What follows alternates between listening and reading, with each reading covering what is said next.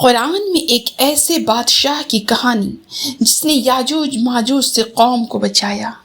سوچیے، ایک ایسا حکمران جس کے پاس اللہ نے قدرت بھی دی اور وسیلہ بھی۔ وہ مشرق سے مغرب تک سفر کرتا ہے، جہاں جاتا ہے لوگ اس کے سامنے آتے ہیں، لیکن پھر ایک دن وہ دو پہاڑوں کے درمیان ایک ایسی قوم تک پہنچتا ہے جو ایک عجیب مشکل میں پھنسی ہوئی تھی۔ انہوں نے اس سے کہا، یاجوج اور ماجوج زمین میں فساد کرتے ہیں، کیا ہم آپ کو کچھ مال دیں تاکہ آپ ہمارے اور ان کے درمیان ایک دیوار بنا دیں؟ لیکن اس حکمران نے جو جواب دیا وہ آپ کو حیران کر دے گا۔ اس نے ان سے دولت نہیں مانگی، اس نے کہا، جو میرا رب نے مجھے دیا ہے وہ بہتر ہے۔ پھر شروع ہوا لوہا جمع کرنے کا کام، آگ جلائی گئی اور پھر ایک ایسی مضبوط رکاوٹ تیار ہوئی جسے یاجوج ماجوج نہ چڑھ سکے، نہ اس میں سوراخ کر سکے۔ آخر یہ ذوالقرنین کون تھے؟ یاجوج ماجوج کون ہیں؟ اور قرآن اس واقعے کے ذریعے ہمیں کیا سبق دینا چاہتا ہے؟ آئیے کہانی شروع کرتے ہیں۔ قرآن بتاتا ہے کہ لوگوں نے نبی کریم صلی اللہ علیہ وآلہ وسلم سے ذوالقرنین کے بارے میں سوال کیا۔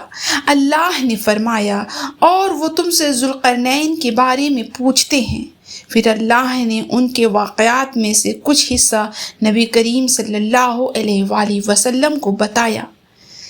لیکن یہاں ایک بات بہت انٹرسٹنگ ہے، قرآن ہمیں ذوالقرنین کا اصل نام نہیں بتاتا، نہ ان کی قوم کا نام، نہ ان کا ایگزیکٹ تاریخ، نہ یہ بتاتا ہے کہ وہ کس ملک کے حکمران تھے۔ اللہ ہمیں ان کی کہانی اور ان کے کام بتاتا ہے، اور شاید اسی میں سب سے بڑا سبق چھپا ہے۔ اللہ فرماتے ہیں، بے شک ہم نے اسے زمین میں قدرت دی اور ہر چیز کا ایک سبب دیا۔ یہ سورہ کہف میں ہے، یعنی ذوالقرنین کے پاس صرف حکومت نہیں تھی، ان کے پاس وسیلے تھے، پلاننگ تھی، ریسورسز تھے، اور انہوں نے ان چیزوں کو اپنی ذاتی شان کے لیے نہیں، اللہ کے دیے ہوئے اختیار کے طور پر دیکھا۔ یہ بات آگے کی پوری کہانی میں بار بار سامنے آئے گی۔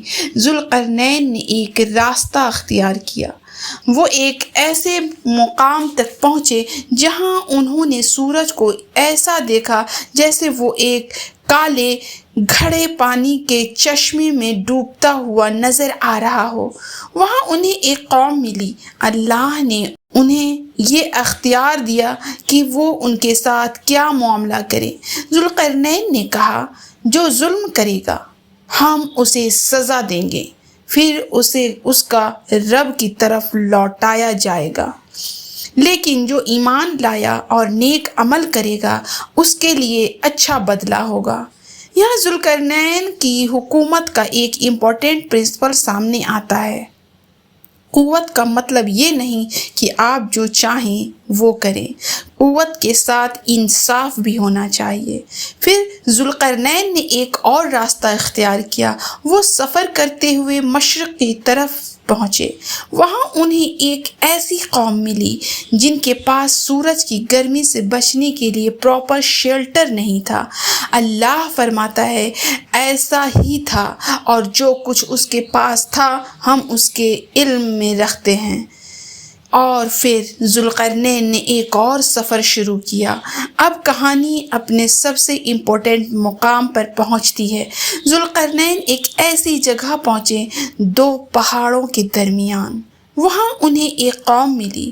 ان لوگوں کی زبان دوسرے لوگوں کے لیے مشکل تھی، لیکن انہیں کسی طرح ذوالقرنین تک اپنی بات پہنچانی تھی۔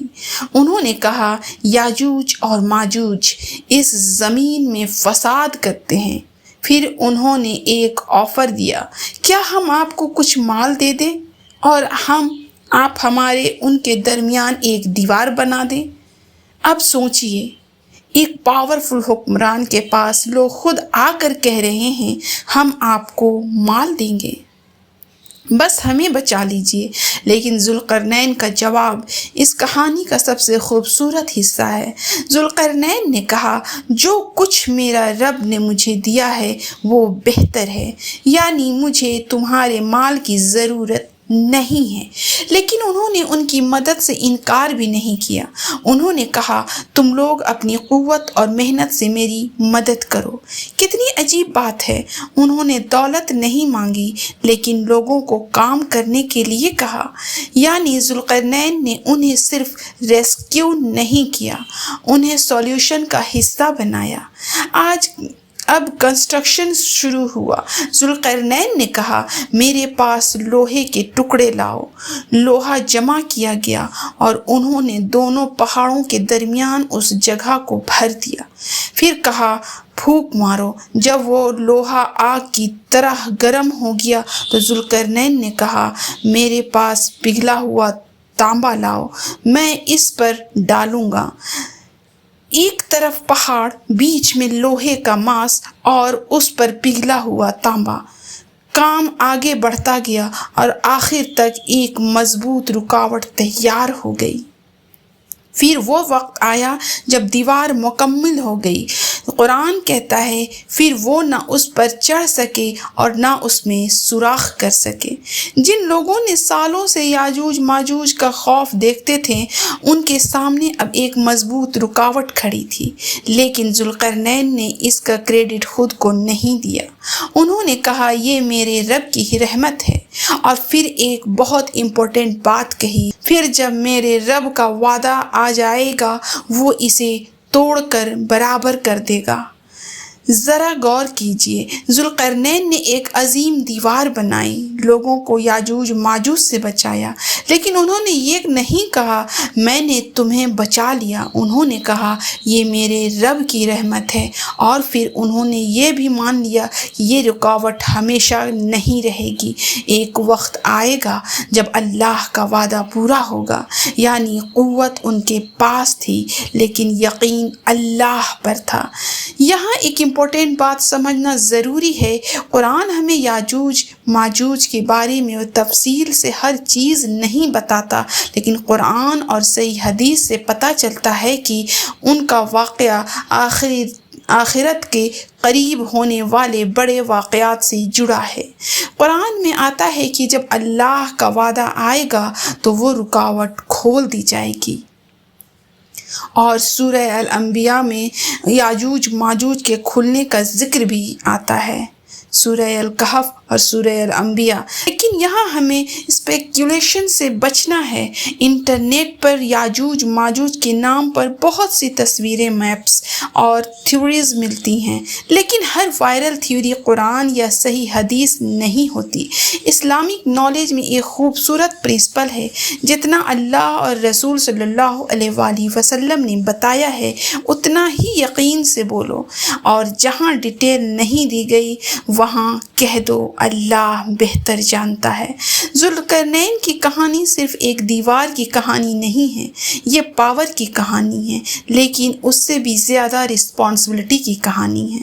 ان کے پاس قوت تھی لیکن تکبر نہیں، ان کے پاس ریسورسز تھے لیکن لالچ نہیں، ان کے پاس حکومت تھی لیکن ظلم نہیں، انہوں نے لوگوں کی مدد کی لیکن اپنی تعریف نہیں کی، اور جب کام مکمل ہو گیا تو کہا، یہ میرے رب کی رحمت ہے۔ ہم اکثر سوچتے ہیں اللہ اگر ہمیں زیادہ قوت دے، زیادہ پیسہ دے، زیادہ فالوورز دیں، زیادہ انفلوئنس دیں تو ہم کامیاب ہو جائیں گے۔ لیکن ذوالقرنین کی کہانی ایک اور چیز سکھاتی ہے، اصلی کامیابی یہ نہیں کہ اللہ نے آپ کو کتنا دیا، اصلی کامیابی یہ ہے اللہ نے جو دیا آپ نے اس کا استعمال کس طرح کیا۔ آپ کے پاس نالج ہے، کسی کی مدد کیجیے۔ آپ کے پاس پیسہ ہے، کسی ضرورت مند کا سہارا بنیے۔ آپ کے پاس انفلوئنس ہے، اچھی بات پھیلائیے۔ آپ کے پاس قوت ہے، ظلم نہیں انصاف کیجیے۔ اور جب کوئی آپ کی تعریف کرے تو ذوالقرنین کی طرف یاد رکھیے۔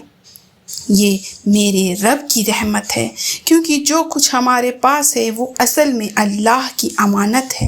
اللہ ہمیں قوت کے ساتھ شکر، علم کے ساتھ حکمت اور اختیار کے ساتھ انصاف عطا فرمائے۔ آمین ثم آمین۔